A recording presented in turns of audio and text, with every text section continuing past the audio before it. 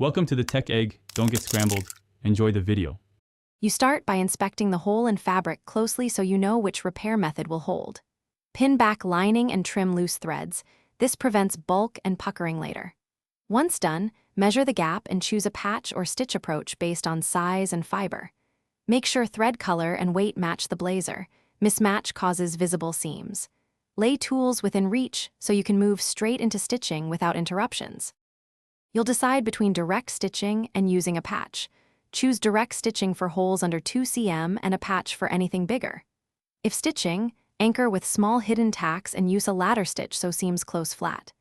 If patching, fuse lightweight interfacing to the patch, slip it under the hole, and baste in place so edges align with the fabric grain.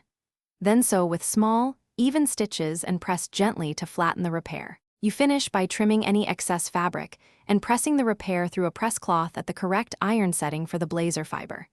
Make sure seams sit flat and reinforce high-stress areas like elbows or pocket edges with a few extra stitches. Once complete, inspect both outside and lining for alignment. Make adjustments now. If puckering or visible tension appears, loosen thread tension, unpick a section, or add a thin